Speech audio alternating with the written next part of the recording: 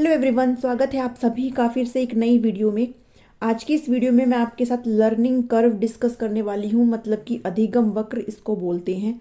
ठीक है, अब जो है मैं आपको वीडियो जो है ऐसे ही प्रोवाइड करूँगी ताकि मैं आपको दिन में एक ही दो वीडियो कम से कम आपको प्रोवाइड कर सकूँ।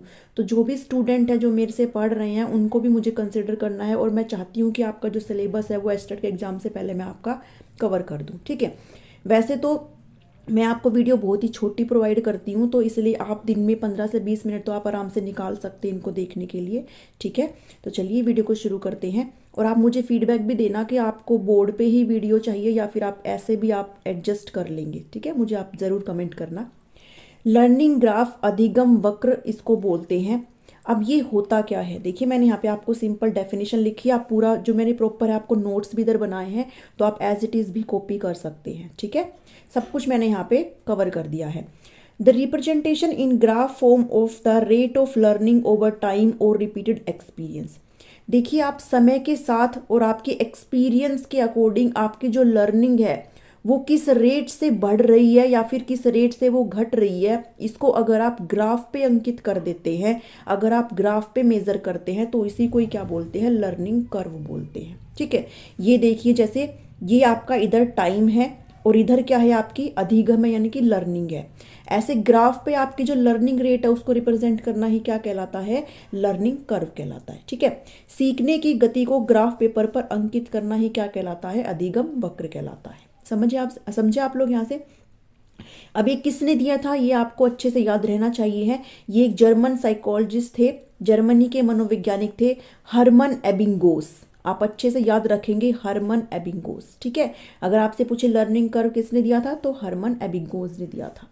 ठीक है, इन्होंने जो है कुल 4 तरह के लर्निंग कर्व की बात करी है जो अपने आप में इंपॉर्टेंट है और वो पूछे जाते हैं। ठीक है, फर्स्ट जो लर्निंग कर्व है उसको देखेंगे।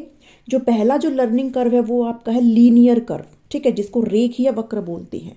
लीनियर का मतलब होता है बिल्कुल ही एक स्ट्रेट लाइन। ठीक है, बिल्कुल स्ट्रेट लाइन। अगर आप साइंस के स्टूडेंट हो तो आपको आराम से यहाँ से समझ में आ जाएगा। लीनियर मतलब रेखीय, वन डायरेक्शनल। यूनिफॉर्म भी इसको बोलते हैं।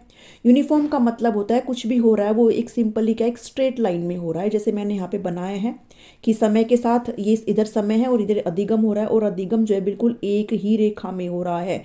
इसका मतलब ये है कि जो लर्निंग की जो स्पीड है वो क्या है, सेम है।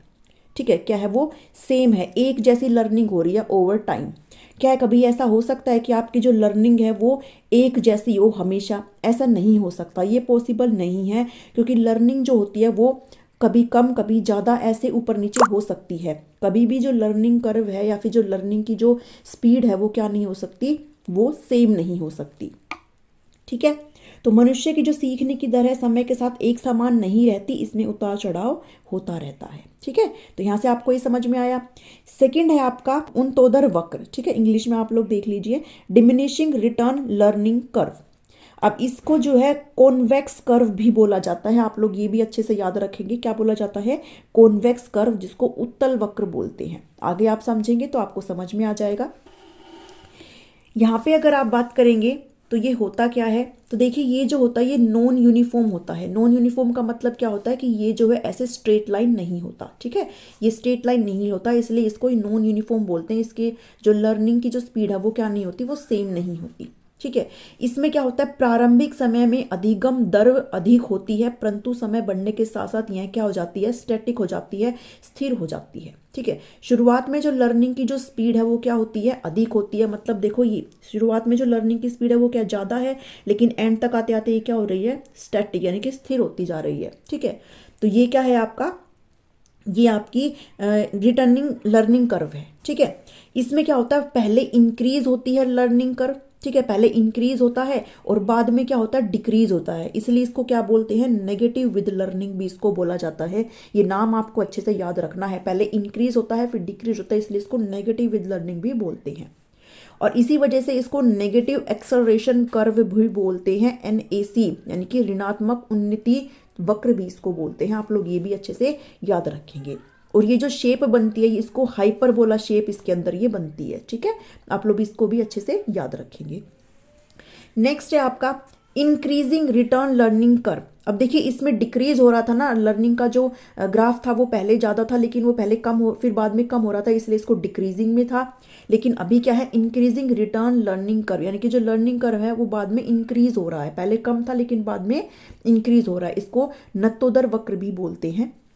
और वो जो था, ये वाला जो था कॉन्वेक्स था, तो ये क्या है, कॉनकेव लर्निंग है, अवतल वक्र इसको बोलते हैं। आप लोग अच्छे से इसको भी याद रखेंगे। नेक्स्ट देखेंगे इसके अंदर क्या है।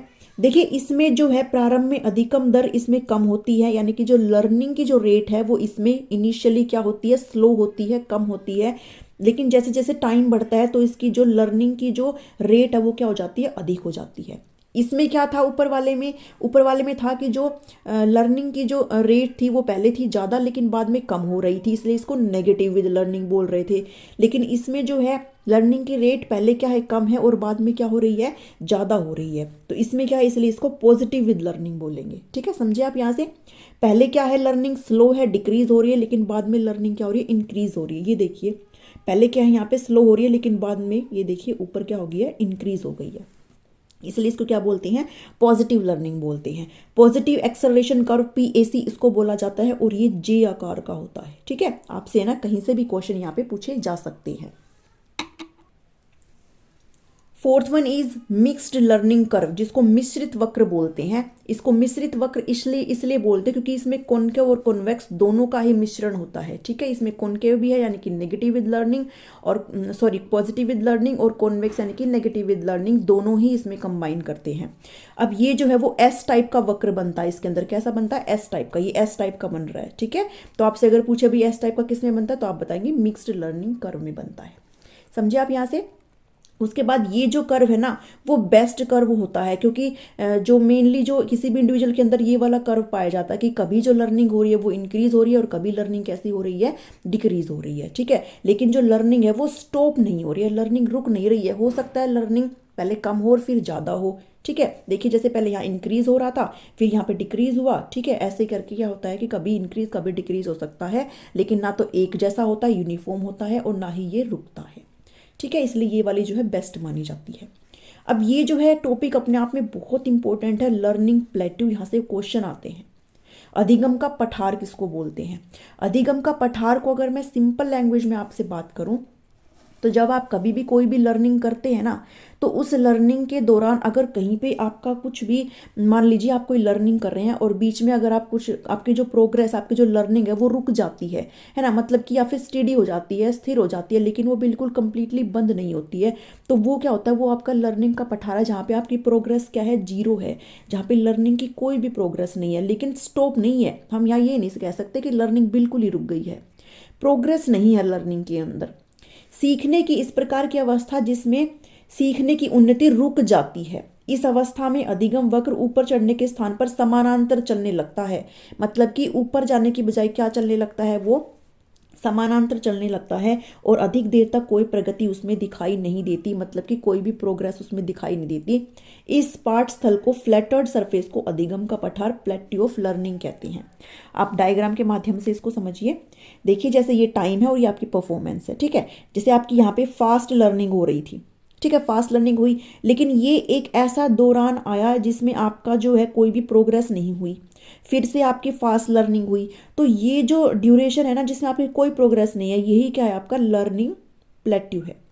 ठीक है, क्या है, लर्निंग प्लेट्यू। अब इसके अपने आप में बहुत सारे रीजन हो सकते हैं, तो आपको सबसे पहले समझना है कि लर्निंग प्लेट्यू क्या होता है। जहाँ पे आपकी कोई भी लर्निंग ना हो, कोई भी आपकी प्रोग्रेस ना हो ना आपकी लर्निंग के दौरान, तो वही जो फेज होता है आपका, वो क्या होता है, लर्निंग प्लेट्यू होता है।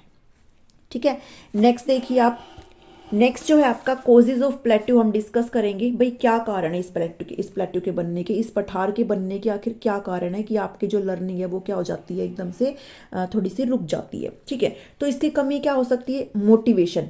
अगर आप कोई भी काम कर रहे हो और आपको अगर प्रेरणा ना ही मिले, आपको कोई प्रोत्साहन ना मिले, तो आपका जो इंटरेस्ट है वो कम हो जाता है, आपकी जो लर्निंग है वो क्या हो जाती है, स्थिर हो जाती है। ठीक है, अगर आपका इंटरेस्ट खत्म हो जाए ना लर्निंग में, तो भी इसका ये कारण बन सकता है। अगर आप फटीग है या फिर आपकी जो बॉडी है वो टायर हो चुकी है, मतलब थकान के कारण भी आपकी जो लर्निंग है उसमें क्या हो सकती है, रुकावट हो सकती है, आपकी लर्निंग में कोई भी प्रोग्रेस नहीं हो सकता। सेकंड नेक्स्ट चीज़ है कॉम्प्लेक्स। अगर कोई समस्या अगर है और वो और भी ज़्यादा क्या होती जा रही है, जटिल होती जा रही है, कॉम्प्लेक्स होता जा रहा है, तो भी आपका ये कारण बन सकता है किसका, लर्निंग प्लेट्यू का। ठीक है, तो आज की इस वीडियो में मैंने आपके साथ लर्निंग कर्व को डिस्कस किया है। आई होप आपको यहाँ से ऐसे समझ में आया होगा। अगर आपको ऐसे अच्छे से समझ में आते ना तो आप मुझे ज़रूर कमेंट करें, और अगर नहीं आता है तो भी आप मुझे ज़रूर कमेंट करें। नहीं आता है तो फिर मैं बोर्ड के माध्यम से ये आपको अच्छे से समझा दूंगी। ठीक है, और अगर समझ में आता है तो फिर ऐसे मैं आपको 2 से 3 वीडियो डेली प्रोवाइड कर सकती हूँ, ताकि आपका सिलेबस जो है जल्दी से जल्दी क्या हो सके, ख़त्म हो सके। ठीक है, तो चलिए, और हाँ साथ में आप लोग ना प्रैक्टिस सेशन जरूर करिए, प्रैक्टिस वीडियो आप ज़रूर करिए। सिर्फ वीडियो देखने से काम नहीं चलेगा, तो आप कंटेंट वीडियो के माध्यम से कर सकते हैं, लेकिन आप PYQs ज़रूर बनाइए। अभी सिर्फ आपके पास 10 दिन बचे हैं। आपको मैं 10 डेज़ की स्ट्रेटजीज भी बहुत जल्दी बताऊँगी। ठीक है, अभी आपको बचे हुए टाइम में क्या करना चाहिए, मैं अपने खुद के एक्सपीरियंस के बेस पे। तो चलिए, अभी आपको बाय बोलने का टाइम आ गया है। मिलती हूँ आपसे नेक्स्ट टॉपिक में एक नई वीडियो में। Thank you, thanks for watching me.